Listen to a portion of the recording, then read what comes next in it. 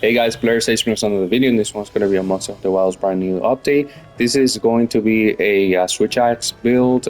Basically, I was able to put together an offensive switch axe build. This is going to be really good. I've been trying it out ever since the release of Arkveld, among other builds, and this one is by far one of the best ones. It has everything that you can possibly need to do a ton of damage, as well as conserving your sharpness as much as you can when doing your weapon discharge. So let me just go ahead and show you what I got.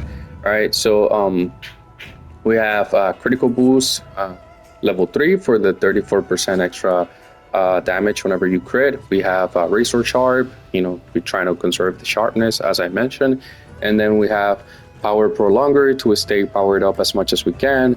Then we have 2 levels of handicraft coming each from the razor sharp, as well as the power prolonger jewel on the weapon. I'll show you later on. And then we have maxed out weakness exploit from 2 of the gamma pieces from our temper Arkveld, as well as maxed out agitator from 2 of the Jin the Hat pieces. And then we have burst from the charm. We're using just a standard charm, so you don't have to deal with RNG when it comes to the charm. You just have to upgrade your burst talisman. And then we have counter strike slaughtering on our armor. We have divine blessing. We have antivirus flare. Again, that's a freebie. The 2 levels from the Art Temper Arkveld gloves, and then we have bind resistance as well as which is a freebie from the Art Temper Jin the Hat waist. So then we have 2 levels of speed eating slotted on the armor, and then flint tree, which is coming from the Gormagala's boots. So as you guys can see, those are the set bonuses.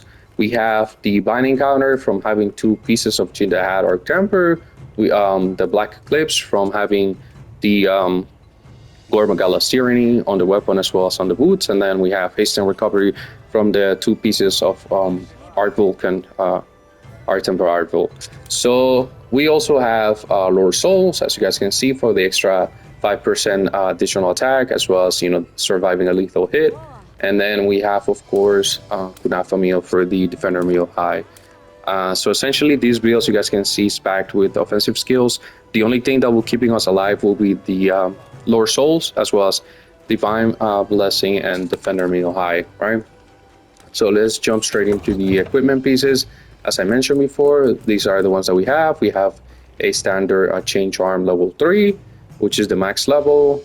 I'll be using the Rocksteady Mantle with this build. And the stats that you guys see at the bottom right of the screen are the stats with just the Mega Demon Dragon Mega Armor Skin, as well as the Kunafa meal. So in terms of the weapon, right, let me show you. Those are the decorations that I have slotted. You can feel free to switch them, like move them around and do whatever it is that you feel your build needs for your playstyle. And then so this is what we got, right? So we have a dragon elemental weapon, attack focus. We have the, like I said before, Gormagala's tyranny. The good thing is that you only need that bonus. You don't need to worry about Lord Souls because we already have that cover from our build. Well, we already 4 bonuses instead of 3, so we have more than enough for the Lord Souls group set skill. But let me just go ahead and show you the reinforcement bonuses again on my weapon. As you guys can see, we have a perfect roll. We're just missing sharpness to be EX, and that would be all. I'll definitely be getting that. And what else? Let me see. Yeah. So these are the decorations on the armor, as you guys can see.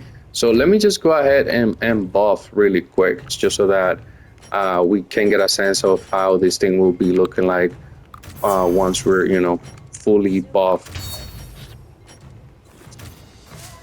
All right, time to get serious. All right, so let's see how we're looking like. As you guys can see, 640 is the max, and then the elemental resistances remain the same. But yeah, that's what you guys can expect. As you guys can see, we have 319 attack, and then we have a -10 affinity. So in total, when we get when we meet every condition from weakness exploit, agitator, and then we recover from the virus from the Gormagala's tyranny, then we have a total of so 25 plus the 15 and then a 50. But yet then you got to subtract the -10 on the weapon.